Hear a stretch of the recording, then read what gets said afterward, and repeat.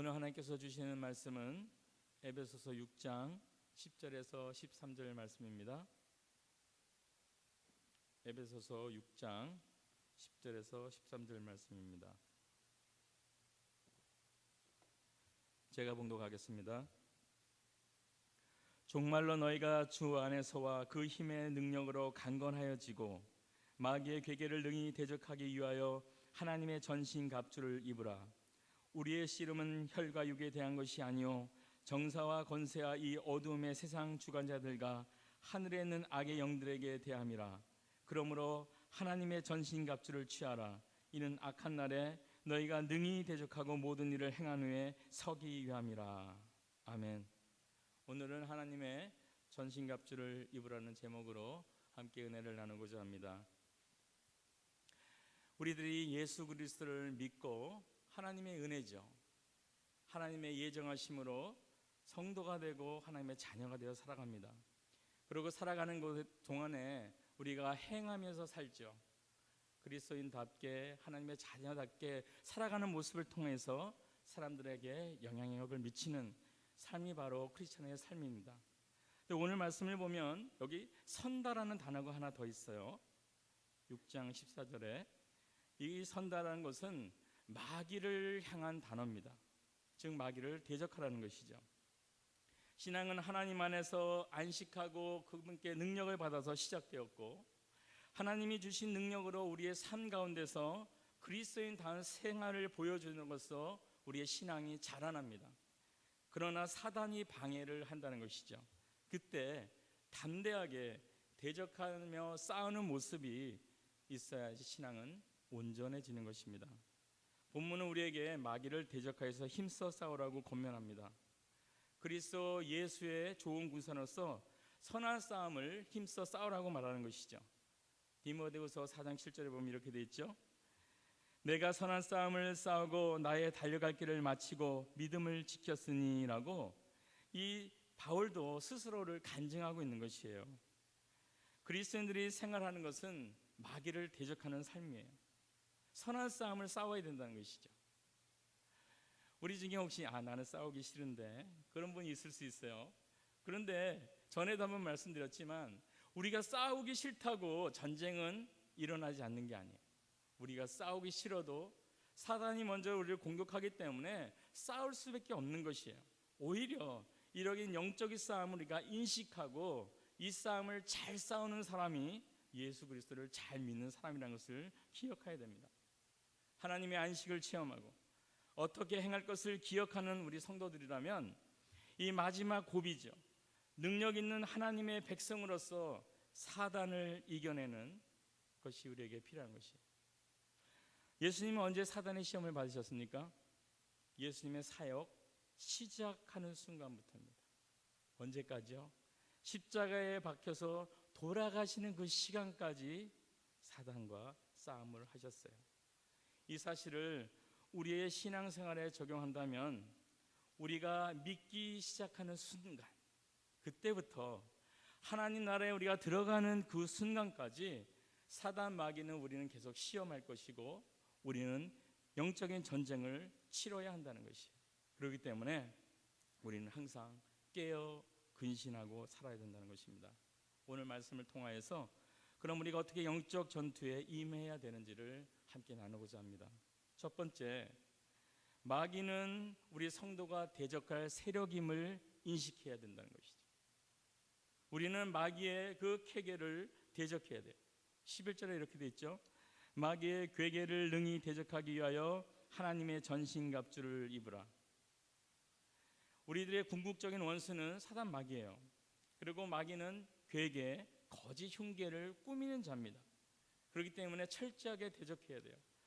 반복해서 바울은 말하죠. 사단 마귀를 대적할 것을 11절에 대적하기 위하여, 13절에 능히 대적하고 14절에 서서라고 말하면서 우리에게 명령하고 있습니다. 그럼 이 사탄은 어떤 존재입니까? 이 마귀에 대해서 오해하면 안 돼요. 이 TV나 아니면 어떤 경우에 사탄을 굉장히 친근한 그 존재로 묘사하는 경우가 있습니다. 친근한 존재로 생각하면 안 되는 것이죠. 그리고 또 괴기 영화나 공포 영화처럼 아주 흉측한 존재로 나오는 것, 그것도 사단의 진정한 모습은 아닙니다. 오히려 사탄은 정상적인 삶과 그리고 합당해 보이는 생각으로서 우리 사람을 유혹하는 존재예요. 앞뒤가 맞지 않는 말로 사람들을 유혹할 수 있겠습니까? 그렇지 않아요. 사단은 선한 천사처럼 가장에서 아주 논리적인 방법으로 설득력 있게 우리들을 유혹한다는 것이죠. 그렇기 때문에 마귀는 온 세상을 미혹해서 악을 빠뜨리게 할 수 있는 능력과 권세를 갖고 있는 영이라는 것이에요. 본문 12절에 이렇게 되어 있잖아요. 우리의 씨름은 혈과 육에 대한 것이 아니요 정사와 권세와 이 어둠의 세상 주관자들과 하늘에 있는 악의 영들에게 대함이라 했습니다. 마귀는 강력과 힘과 조직을 가진 군대와 같은 것이에요.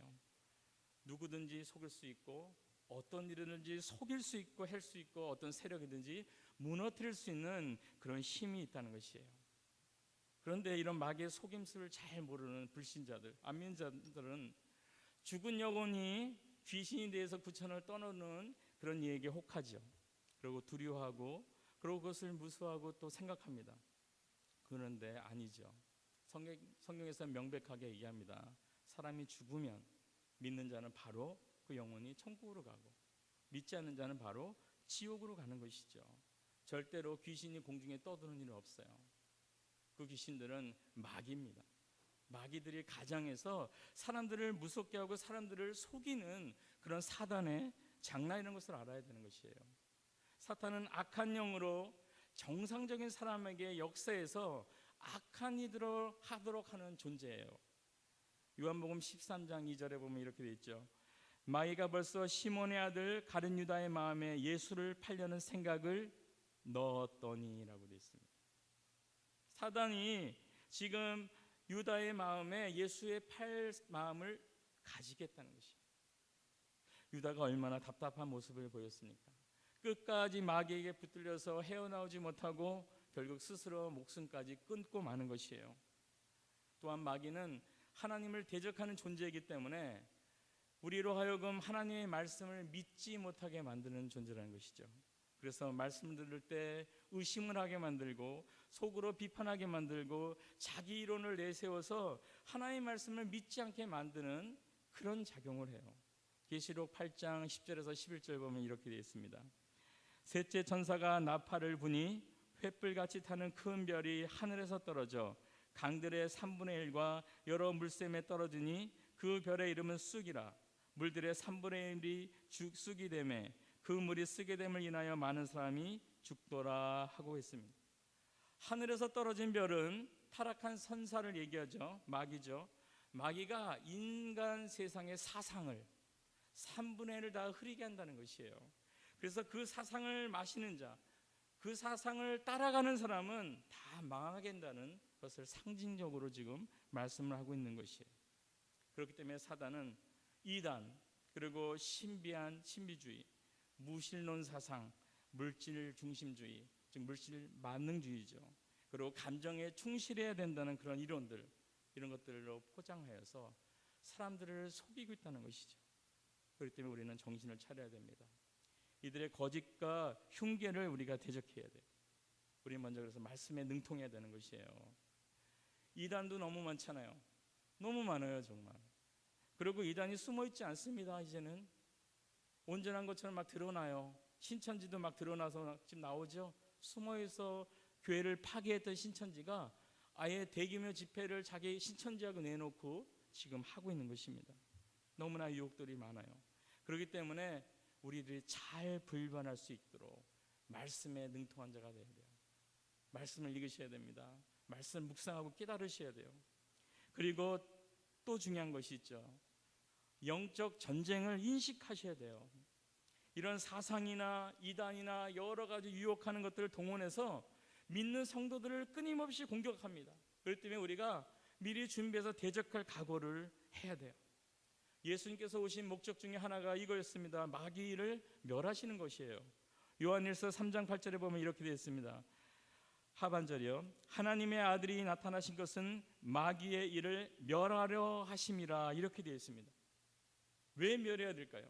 왜냐하면 요한복음 10장 10절에 예수님께서 이 땅에 오신 목적은 양으로 생명을 얻고 그 삶이 풍성해지기 위해서 온 것인데, 마귀가 온 이유는 사람을 죽이고 멸망시키고 도둑질하기 위해서 왔기 때문에 이 마귀를 멸망시키신 것이에요.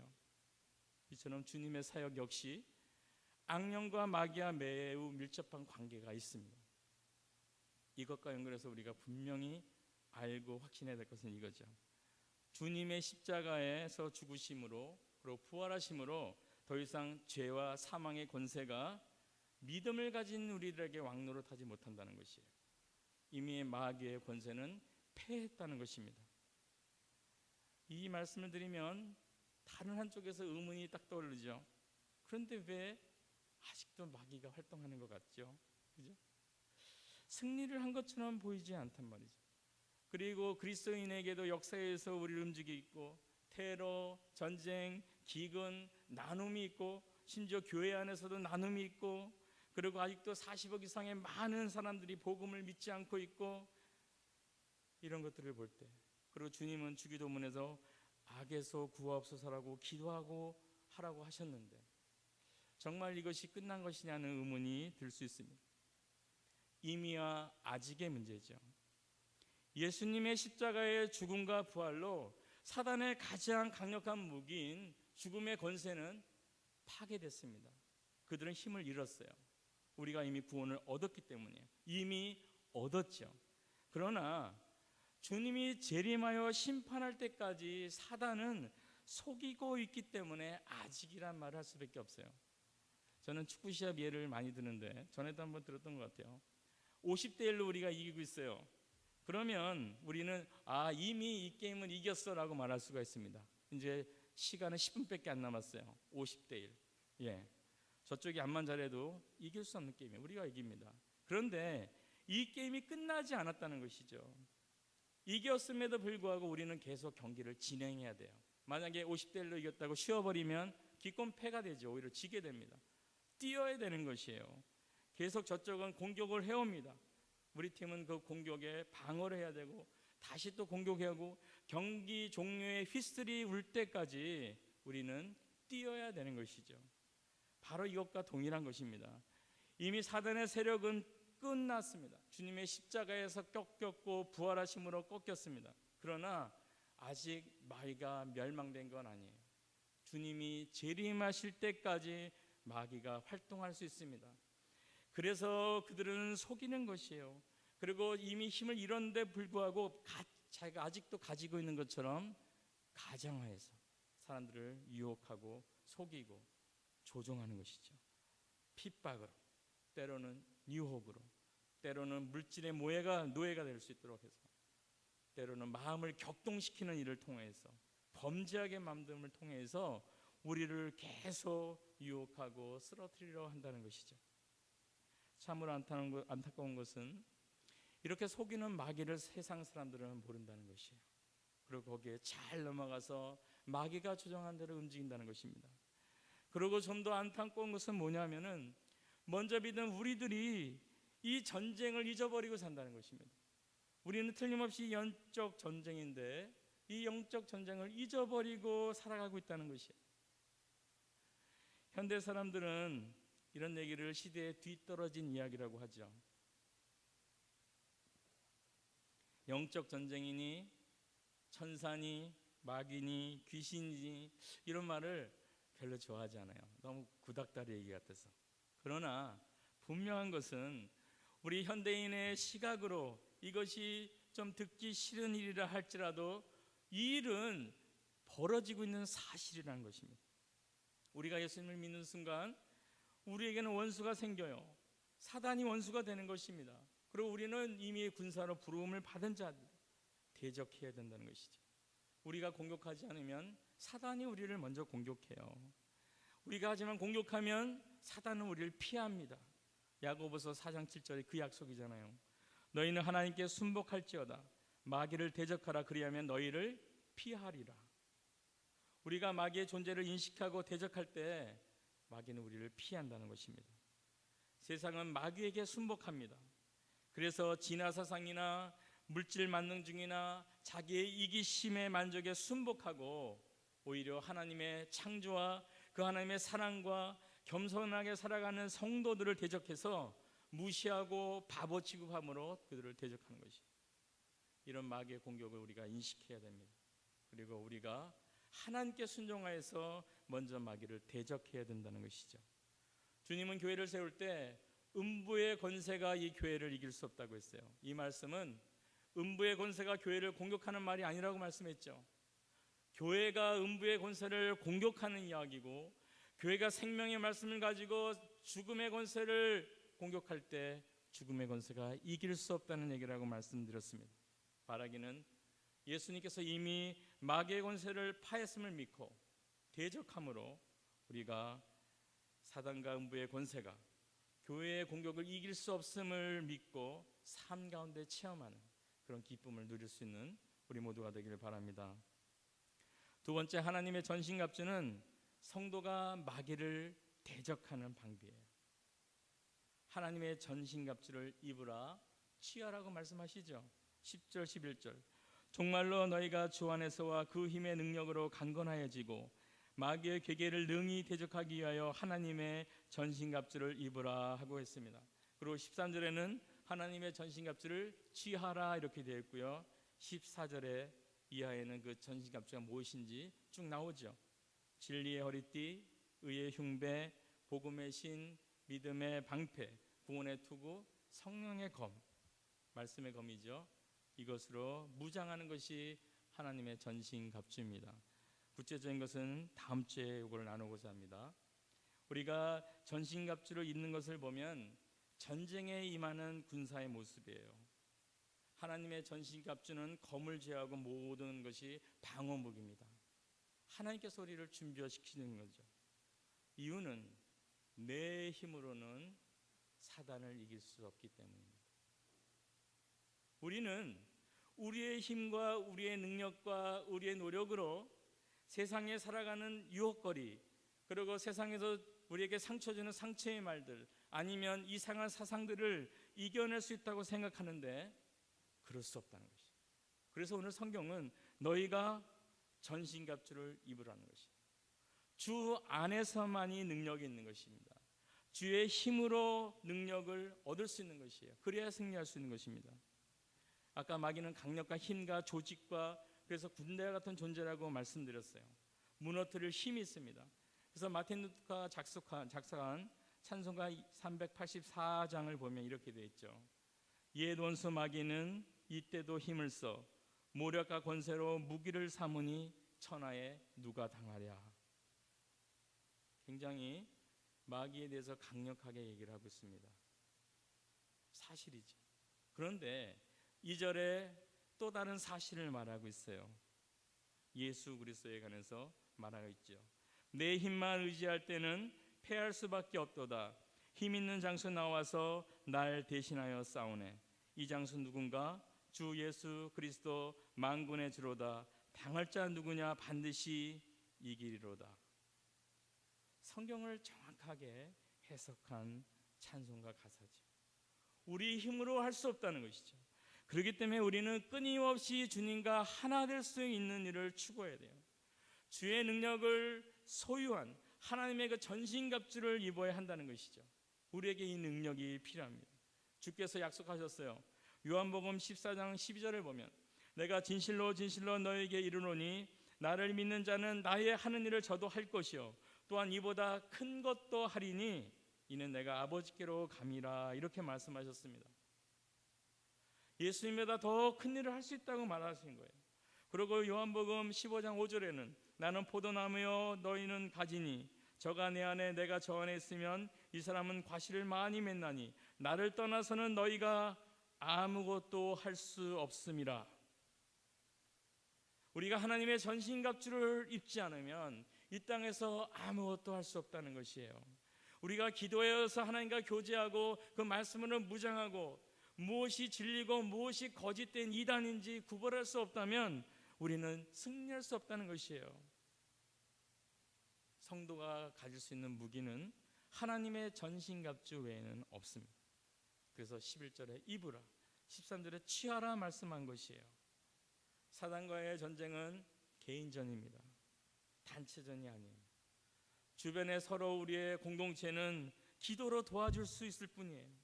그리고 말씀으로 도와줄 수 있을 뿐이에요. 위로로서 도와줄 수 있을 뿐이에요. 대적하고 싸우는 일은 자기 개인이 한 명 한 명이 해야 될 일이라는 것입니다. 그렇기 때문에 개인 스스로 한 분 한 분이 하나님의 전신갑주를 입을 수 있어요.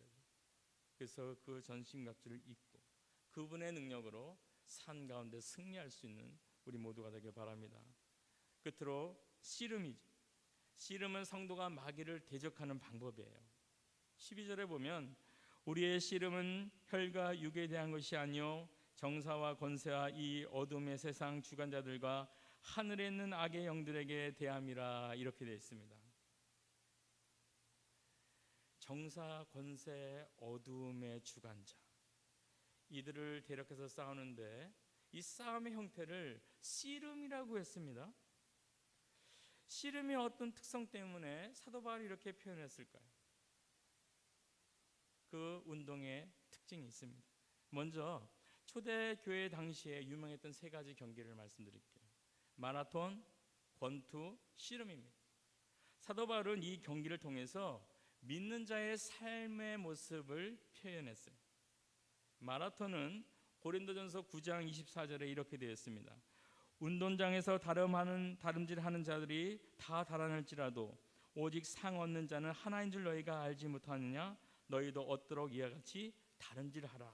그리고 히브리서 12장 1절에 그러므로 우리에게 구름같이 둘러싼 허다한 증인들이 있으니 모든 무거운 것과 얽매기 쉬운 죄를 벗어버리고 인내로서 우리 앞에 당한 경주를 경주하며 믿음의 주요 또 온전케 하신 이인 예수를 바라보자, 이렇게 되어 있습니다.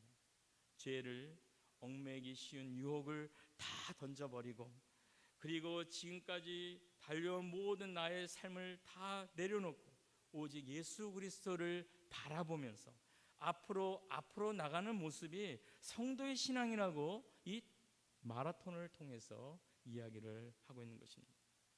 누구를 바라봅니까? 결국 목표 끝에 있는 의로우신 재판장 주님 한 분을 바라보고 의의 면류관을 받을 것을 기대하며 최선을 다해서 우리가 믿음의 마라톤을 뛰어가는 것이에요. 이게 믿음의 삶이라고 얘기를 했습니다. 권투에 대해서는 고린도전서 9장 27절에 나와 있어요. 내가 내 몸을 쳐 복종케 하면 내가 남에게 전파한 후에 자기가 도리어 버림이 될까 두려워함이라. 몸을 쳐 복종한다고 했잖아요. 권투는 어떤 게임입니까? 상대의 몸을 쳐서 그 사람을 KO시키는 것이죠. 넘어뜨리는 것입니다. 그런데 바울은 이것을 도용했지만 어떻게 적용했냐면 자기 몸을 치는 걸로 적용을 했습니다. 상대방을 치는 게 아니라 바로 나의 약점, 나의 연약한 부분, 나의 감정, 나의 죄악 부분, 나의 욕심들, 욕망들, 이런 것들을 쳐서 말씀 안에 자기를 복종시키는 삶, 그리스도 안에 자기를 복종시키는 삶, 이것이 바로 믿음이라고 이야기를 한 것이에요. 그럼 오늘의 씨름은 무엇입니까? 씨름은 참으로 치열한 경기예요. 초대 당시에는 사람과 사람만이 씨름이 한 것이 아니고 사람과 짐승이 씨름도 했습니다. 히브리서 11장 33절 말씀에 보면 사자들의 입을 막기도 하며, 이것이에요. 레슬링이죠. 지금 씨름은 그 당시 레슬링을 말해요. 생사를 건 싸움이었어요. 사자들하고 싸우고 너무나 힘들겠죠. 사람끼리 싸울 때도 너무나 힘든 부분이에요. 서로 잡고 목을 어긋맞히고 그리고 상대방을 넘어뜨리려고 준비하는 것이죠. 기회를 봅니다. 또 이 경기에는 시간 제한이 없어요. 상대가 눌렸을 때 포기하거나 계속 눌려서 끝까지 버티다가 죽든지 둘 중에 하나가 돼야지 경기가 끝납니다. 그 사람이 나 못하겠으면 기권하든지 아니면 죽든지. 그래서 바울은 영적 전쟁을 씨름이라고 말씀한 것이에요. 12절에 우리의 씨름은 혈과 육에 대한 것이 아니라고 했습니다. 혈과 육은 씨름할 대상이 아니에요. 그렇지만 씨름할 장소를 말하는 것입니다. 바로 우리 육체, 우리 육체가 바로 씨름의 그 터예요. 특히 우리 마음과 생각, 혀입니다. 성경은 계속 우리 마음과 생각, 혀를 조심하라고 말을 하죠. 고린도후서 10장 3절에서 5절을 보면 우리가 육체에 있어 행하나 육체대로 싸우지 않으노니 우리의 싸우는 병기는 육체에 속한 것이 아니요 오직 하나님 앞에서 견고한 진을 파하는 강력이라. 모든 이론을 파하며 하나님 아는 것을 대적하여 높아진 것을 다 파하고 모든 생각을 사로잡아 그리스도께 복종하니 하고, 생각을 사로잡아 그리스도께 복종시킨다고 되어 있어요. 우리의 생각, 싸움터입니다. 우리가 드는 생각이 때로는 내 생각이 아닐 수가 있어요. 아까 가룟 유다의 예를 들었죠. 예수님을 팔 생각을 사단이 넣어준 것이에요. 그리고 베드로는 어땠습니까? 예수님한테 칭찬을 받았습니다.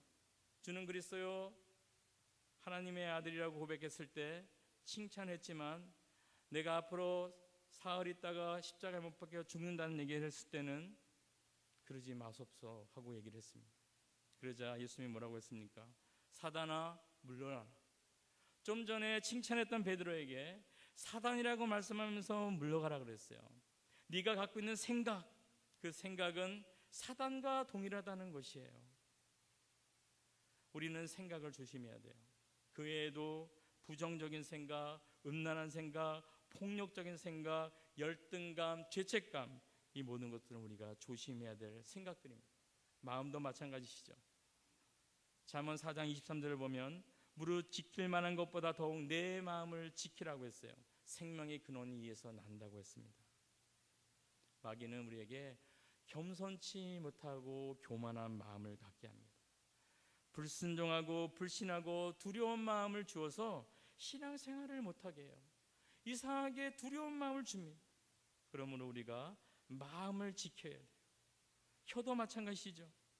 우리가 4장부터 계속 옛사람과 새사람의 모습을 보면서 말에 대한 것이 많음을 알았을 것이에요.